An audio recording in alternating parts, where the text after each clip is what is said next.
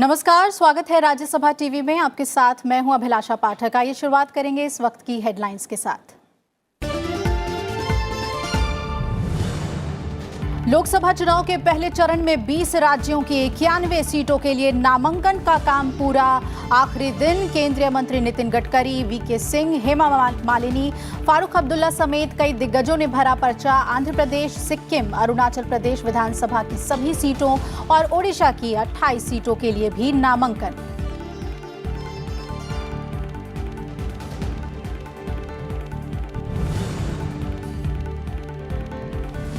राहुल गांधी का न्यूनतम आय गारंटी योजना के तहत गरीब परिवारों को 72,000 रुपए सालाना देने का वादा। पैरालंपियन दीपा मलिक और पूर्व INLD विधायक केहर सिंह रावत भाजपा में शामिल।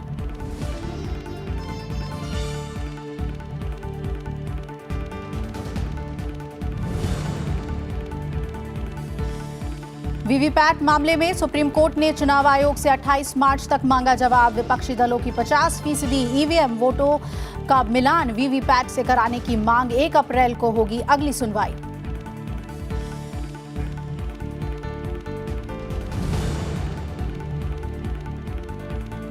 देश की हवाई ताकत में और इजाफा। 4 मल्टी मिशन चिनूक हेलीकॉप्टर वायुसेना में शामिल। वायुसेना प्रमुख BS धनोआ ने कहा, गेम चेंजर साबित होगा चिनूक हेलीकॉप्टर। सिर्फ दिन में नहीं, रात के वक्त भी ऑपरेशन करने में सक्षम।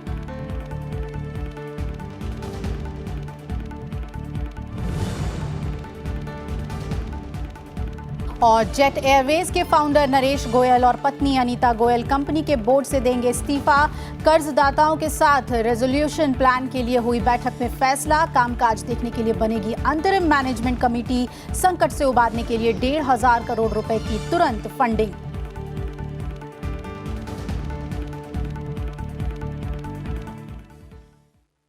वायुसेना के बेड़े में आज 4 अमेरिकी चिनूक हेलीकॉप्टर्स को शामिल कर लिया गया। वायुसेना प्रमुख BS धनोआ ने कहा कि इससे भारत की ऊंचाई वाले रण क्षेत्रों में युद्ध क्षमता में इजाफा होगा। चंडीगढ़ एयरबेस में हेलीकॉप्टरों को शामिल किया गया है। अमेरिकी कंपनी बोइंग से भारत को 11 और हेलीकॉप्टर्स मिलने वाले हैं। चंडीगढ़ के अलावा असम के डिंजान में दूसरी यूनिट की तैनाती होगी। अब आसमान में भारतीय वायुसेना की शक्ति और भी बढ़ गई है। वायुसेना के बेड़े में 4 चिनूक हेवी लिफ्ट हेलीकॉप्टर शामिल हो गए हैं। मल्टी मिशन वाले चिनूक हेलीकॉप्टर के वायुसेना में शामिल होने से सीमा पर एयरफोर्स को और ताकत मिलेगी। इस मौके पर air chief marshal BS Dhanoa ने कहा कि चिनूक हेलीकॉप्टर का शामिल होना भारतीय सुरक्षा के लिहाज से गेम चेंजर साबित होगा। Thus, this helicopter is not only with the Air Force for the military role, it's a national asset. The hallmark of the IAF is its professionalism and the existing experience of aircrew in operating medium and heavy lift aircraft. I'm confident with this we'll rapidly operationalize the aircraft in its envisaged roles to fully exploit the potential of this very capable platforms. That will be a game changer in our heli operations. अब आपको Chinook helicopter की खासियत से रूबरू करा देते हैं। Chinook 9.6 ton का भार वहन करते हुए बेहद ऊंचाई तक उड़ान भर सकता है और अपने साथ भारी मशीनरी के अलावा हथियार भी ले जा सकता है। यह दुर्गम पहाड़ी क्षेत्रों में भी कारगर तरीके से काम कर सकता है और इसका इस्तेमाल सैनिकों को एक जगह से दूसरे स्थान पर ले जाने के साथ साथ आपदा राहत कार्यों में भी किया जा सकता है। The Chinook with a ceiling or 20,000 feet will redefine heli lift not just in operations such as inter-valley troop transportation, transport of artillery guns and other heavy loads for the border road organization in the undersung role, but also in humanitarian assistance and disaster relief to far-flung crisis hit areas. इस जहाज़ की capability है, ये काफ़ी छोटी और restricted जगहों पर लैंड करने की कैपेबिलिटी रखता है। तो ये काफ़ी स्लोप्स वाली जगहों पे लैंड कर सकता है। तो जहाँ पर प्रिपेयर्ड जगह नहीं है वहाँ पर ये हमारे ट्रूप्स को, हमारे लोड को, हमारे इक्विपमेंट को बहुत जल्दी ले जा पाएगा। टोटल इस जहाज़ का क्रू 3 का होता है, जिसमें 2 पायलट होते हैं, 1 फ्लाइट इंजीनियर होता है। उसके अलावा ये 54 कॉम्बैट ट्रूप्स को ले जा सकता है।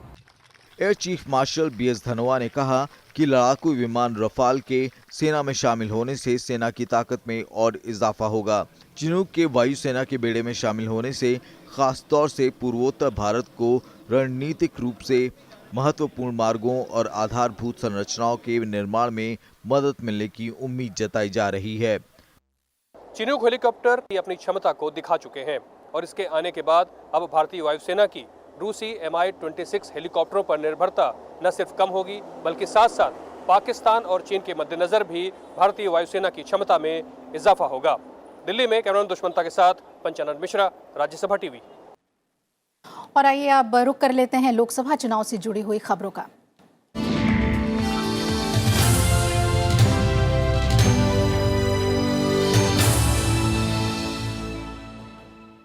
लोकसभा चुनाव को लेकर कांग्रेस ने आज पार्टी मुख्यालय में कार्यसमिति की बैठक की। कांग्रेस अध्यक्ष राहुल गांधी की अगुवाई में हुई बैठक में चुनावी घोषणा पत्र को लेकर चर्चा की गई।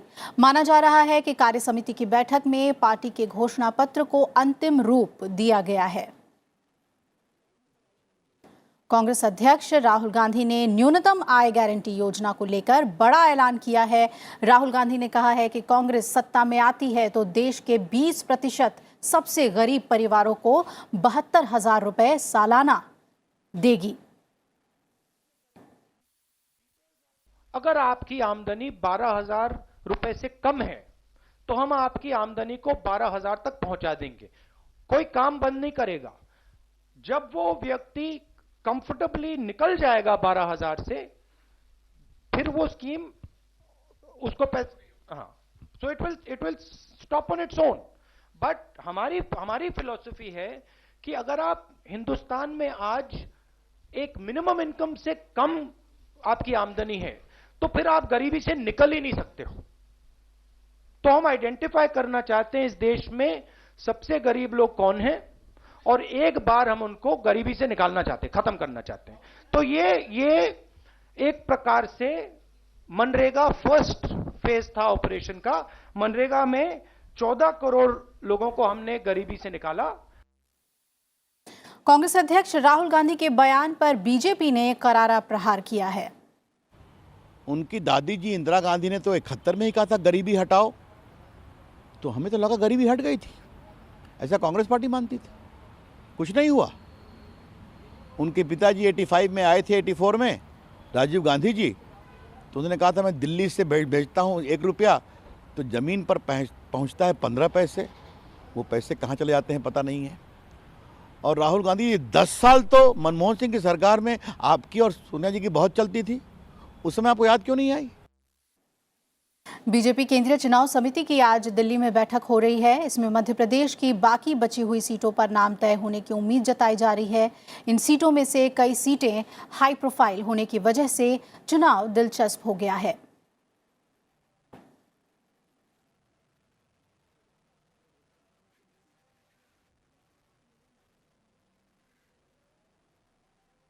तो आज मध्य प्रदेश को लेकर मंथन किया जाएगा और क्योंकि हाई प्रोफाइल सीटें हैं तो ऐसा माना जा रहा है कि काफ़ी दिलचस्प होगा ये चुनाव। कई हाई सीटें प्रोफाइल हैं जिस पर अभी तक उम्मीदवार नहीं तय किए गए हैं और इसे लेकर आज की बैठक में, चुनाव समिति की बैठक में फैसला लिया जाएगा।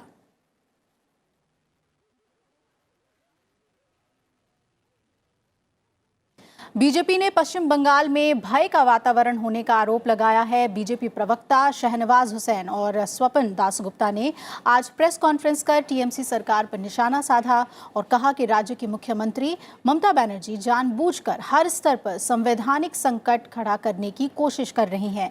बीजेपी ने कोलकाता पुलिस के कस्टम के काम में दखल देने को लेकर सवाल उठाया और बीजेपी ने इस मामले में चुनाव आयोग से शिकायत की है। बैंकॉक से वो सूटकेस लेकर उनके परिजन आ रहे थे, तब उसको जांच के लिए जब कस्टम की ने कहा तब वहां पुलिस पहुंच गई, उसको रोकने का काम किया। कस्टम अधिकारियों को कलकत्ता पुलिस ने कस्टम के क्षेत्र में इंटर करके उनको धमकाने का काम किया और बाद में उस पर कार्रवाई करने का काम किया है।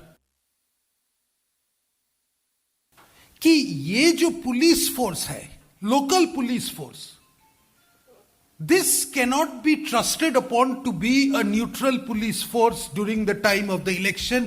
ये एकदम पूरा पार्टिजन है, ये पूरा 3MTMC को काम कर रहे हैं। और इस वक्त केंद्रीय वित्त मंत्री अरुण जेटली एक प्रेस कॉन्फ्रेंस कर रहे हैं। आइए सीधा उस पर रुपए से नीचे है, उसका बकाया हम पूरा करेंगे। वैसे तो कई वर्ग ऐसे हैं जिनके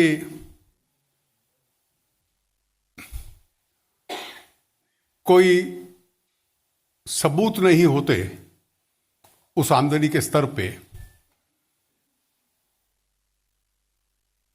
और इसलिए किसको देना है किसको नहीं देना उसकी जो समस्याएं आती हैं मैं उसमें नहीं जाऊंगा। मैं इसके राजनीतिक, आर्थिक और जो इसमें छल कपट है, एक ब्लफ है, वो आपके समक्ष रखना चाहूंगा। कांग्रेस पार्टी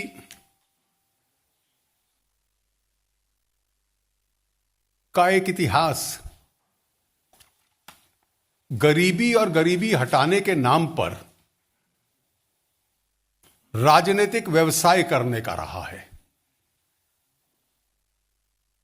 उनका इतिहास गरीबी को हटाने का नहीं रहा। गरीबी को हटाने के लिए कोई साधन दिए जाएं, वो भी उनका इतिहास नहीं रहा। योजनाओं के नाम पर छल कपट रहा है। पंडित जी के जमाने में विकास दर 3.5% थी, जो उनका आर्थिक मॉडल था,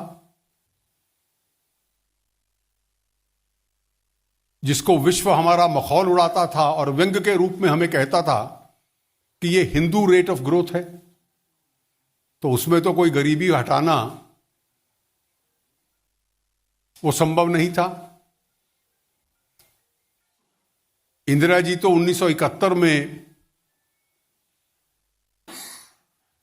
गरीबी हटाने के नाम पर चुनाव जीती थी। गरीबी हटाओ उसका मुख्य नारा था, जो आज तक लोगों को स्मरण है। लेकिन उन्होंने गरीबी हटाने के लिए जो आवश्यक चीज है कि अर्थव्यवस्था बढ़े,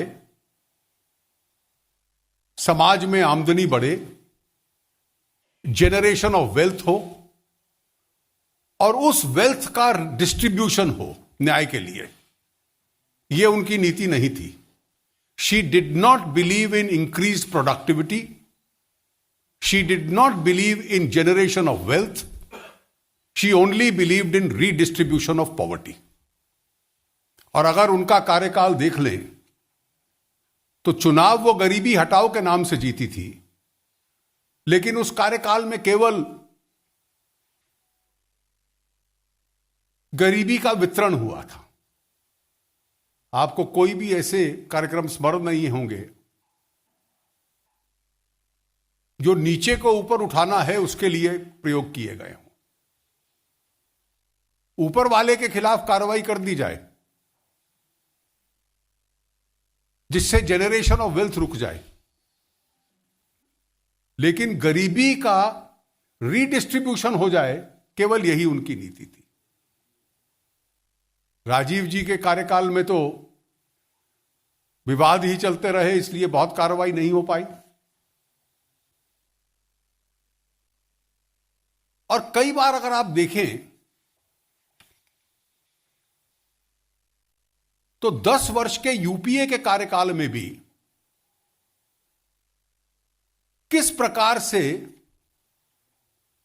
एक प्रकार से छल कपट, धोखा, ब्लफ होता था। लोन वेवर, जो सबसे पहले मदर स्कीम आई थी 2008 में, 70,000 करोड़ रुपए का हम ऋण माफ कर रहे हैं। वन टाइम एफर्ट, जीवन में एक बार 70,000 करोड़ का। हम तो पीएम किसान में 75,000 करोड़ प्रतिवर्ष देंगे। हम तो मनरेगा में 60,000 करोड़ प्रतिवर्ष दे रहे हैं। वन टाइम स्टेप ऑफ 70,000 दिया कितना? 52,000। और सीएजी ने कहा दिया किसको? एक बड़ा अंश दिल्ली के व्यापारियों को मिल गया। ये सीएजी की रिपोर्ट है। जिस लोन वेवर का जिक्र करते हैं उसकी ये हिस्ट्री है। दूसरा, मनरेगा, हम ग्रामीण जीवन बदल देंगे। कहते थे 40,000 करोड़ रुपया साल का खर्च करेंगे और खर्च करते थे 28,000 करोड़, और वो भी डायरेक्ट बेनिफिट ट्रांसफर न होने की वजह से केंद्र से राज्य, राज्य से जिला, जिला से तहसील, तहसील से पंचायत प्रमुख, और फिर उसका कुछ छोड़ा अंश किसान तक पहुंचता था। तो अरुण जेटली को आप सुन रहे थे, जो आज कांग्रेस के घोषणा पत्र में मिनिमम आय गारंटी योजना को लेकर निंदा कर रहे थे और तमाम तथ्य उन्होंने सामने रखे कि किस तरह से कांग्रेस की योजनाएं जो है वो आम जनता तक नहीं पहुंची है। बहरहाल बढ़ते हैं हम आगे। बीजेपी के एक प्रतिनिधिमंडल ने आज चुनाव आयोग का दौरा किया और आंध्र प्रदेश और पश्चिम बंगाल में कथित धांधलियों के खिलाफ शिकायत दर्ज कराई। हमने आंध्र प्रदेश में और वेस्ट बंगाल में वहां के चुनावों को लेकर हमने कमीशन के सामने जो चुनौतियां हैं उसको हमने उसके बारे में कमीशन को अवगत कराया। खासकर आंध्र प्रदेश में जिस प्रकार वहां की ruling Telugu Desam party money power के तहत चुनावों को प्रभावित करने की, चुनाव जीतने की जो कोशिश कर रही है, उसको रोकने के लिए हमने आग्रह किया है। इधर लोकसभा चुनाव के 7 चरणों में से पहले चरण के चुनावों के लिए नामांकन दाखिल करने का काम आज पूरा हो गया। नामांकन के आखिरी दिन की ये तस्वीरें हम आपको दिखा रहे हैं। लगभग सभी प्रमुख पार्टियों के कई बड़े नेताओं ने अपनी अपनी सीट से नामांकन पर्चा दाखिल कर दिया। केंद्रीय मंत्री और बीजेपी के उम्मीदवार नितिन गडकरी ने नागपुर लोकसभा सीट से अपना पर्चा दाखिल किया। गाजियाबाद सीट से जनरल वीके सिंह ने नामांकन दाखिल किया है। तो दूसरी ओर आज सभी की नजरें हेमा मालिनी पर थीं। हेमा मालिनी ने मथुरा से नामांकन दाखिल कर दिया।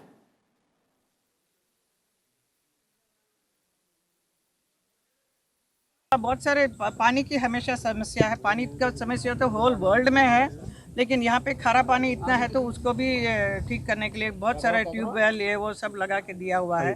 Lights of course is there. शौचालय बहुत सारे बनाए हैं। सबको समझाया कि how they should have their own toilet in their house, all this things. Apart from that, so many beautifying this place, because when you come to Krishna's Nagar, you should see Krishna everywhere. Lok Sabha चुनाव के तैयारियों के बीच Paralympian Deepa Malik और हथीन से इनेलो विधायक रहे केहर सिंह रावत भाजपा में शामिल हो गए हैं। हरियाणा के प्रभारी और भाजपा के राष्ट्रीय महासचिव डॉक्टर अनिल जैन और बीजेपी के हरियाणा प्रदेश अध्यक्ष सुभाष बराला ने दोनों को पार्टी में शामिल कराया। बार बार यही कह रही हूँ कि जो विचारधारा मैंने मोदी सरकार की देखी, जो आदरणीय प्रधानमंत्री जी ने महिला सशक्तिकरण में काम किया, उनका जो विचार है महिलाओं के प्रति वो दिख रहा है। इतनी जो मेन पोर्टफोलियोज हैं आप देख रहे हैं, हमारी डिफेंस मिनिस्टर हैं, फॉरेन मिनिस्टर हैं, स्मृति ईरानी जी हैं, मेनका जी हैं, बड़ी लीडिंग पोजीशन में उन्होंने महिलाओं को आगे रखा है।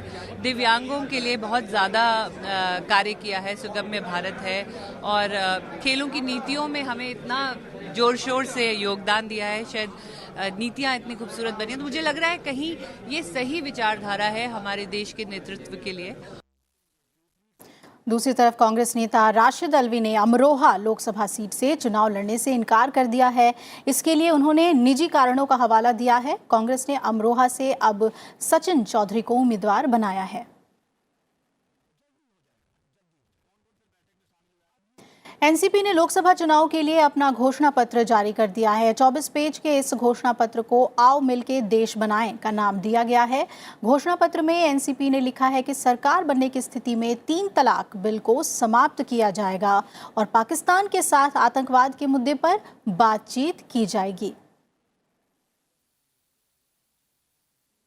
हमारी पार्टी का मुख्य संदेश इस घोषणा पत्र में है वो संविधान को बचाने का है, क्योंकि सबसे गहरा हमला 5 वर्षों में संविधान और उसके द्वारा बनाई गई तमाम संस्थाओं पर है। न्यायपालिका हो, कार्यपालिका हो, विधायिका हो, सभी पर एक तरह का हमला ये सरकार कर रही है।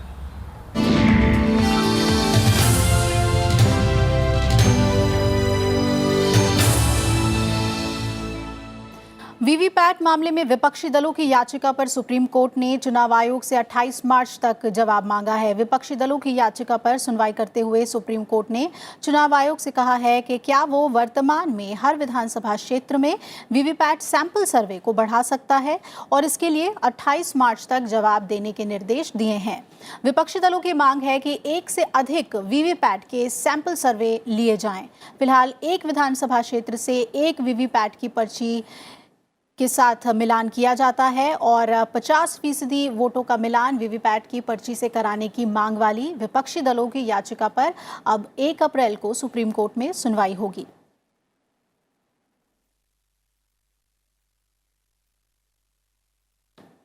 रिजर्व बैंक के गवर्नर शक्तिकांत दास ने कहा है कि वो भुगतान बैंकों की दिक्कतों और उनकी समस्याओं को समझने के लिए इस सप्ताह उनके प्रमुखों से मुलाकात करेंगे। दिल्ली में फिनटेक सम्मेलन में उन्होंने कहा कि अभी तक 7 भुगतान बैंक परिचालन शुरू कर चुके हैं। उन्होंने कहा कि देश में फिनटेक को बढ़ावा देने के मद्देनजर रिजर्व बैंक की निगरानी में छोटी कंपनियों को नवोन्मेष रेगुलेटरी सैंडबॉक्स की सुविधा देने को लेकर अगले 2 महीने में दिशा निर्देश जारी किए जाएंगे। सैंडबॉक्स तरीका एक ऐसा माध्यम है जो किसी नई प्रौद्योगिकी या प्रणाली को अमल में लाने से पहले प्रयोग करने और सीखने की सहूलियत देता है। नीति आयोग की ओर से आयोजित सम्मेलन में वित्तीय संस्थाओं के 300 से अधिक प्रतिनिधि हिस्सा ले रहे हैं। A regulatory sandbox would benefit fintech companies by way of reduced time to launch innovative products at a lower cost. Going forward, therefore, the Reserve Bank will set up a regulatory sandbox for which the guidelines will be issued in the next 2 months. We will first put a discussion paper, which we will do in the next fortnight, next 2 to 3 weeks or so. We will then give time to the stakeholders and others to give their feedback. Based on that, we will finalize the regulatory guidelines for the sandbox, and we will issue the regulatory sandbox, the guidelines for that in a matter of about next 2 months. Jet Airways के founder और chairman Naresh Goyal और पत्नी Anita Goyal airline के board से इस्तीफा देने का फैसला कर चुके हैं। कर्जदाताओं के साथ रेजोल्यूशन प्लान के लिए हुई बोर्ड बैठक में इस पर निर्णय लिया जाएगा।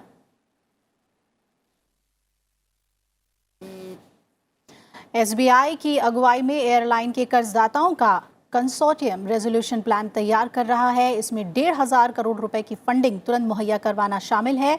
एयरलाइन के रोजाना के कामकाज को देखने के लिए अंतरिम मैनेजमेंट कमेटी गठित की जाएगी।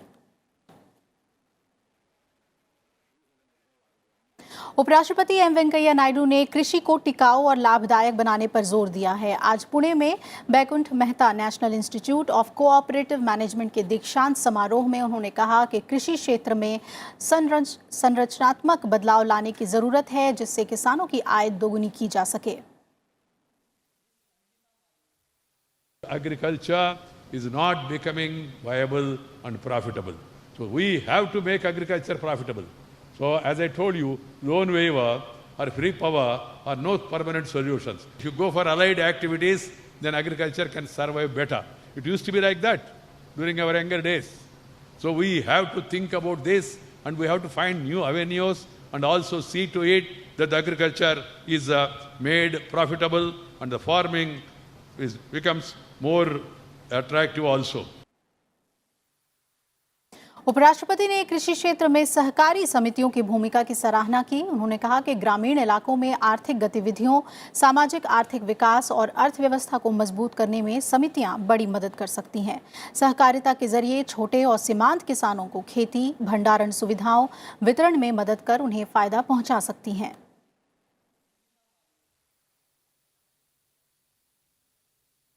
agriculture processing cooperatives can provide support towards paddy milling, oil seed, crushing, processing, fruits, vegetables, and so on.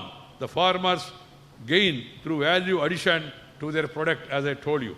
Agriculture marketing societies should enable farmers to benefit from increased bargaining strength. By removing intermediaries, they help farmers to directly interact with the consumers. और इसी के साथ इस bulletin में फिलहाल मेरे साथ इतना ही। आप जुड़े रहिए राज्यसभा टीवी के साथ। नमस्कार।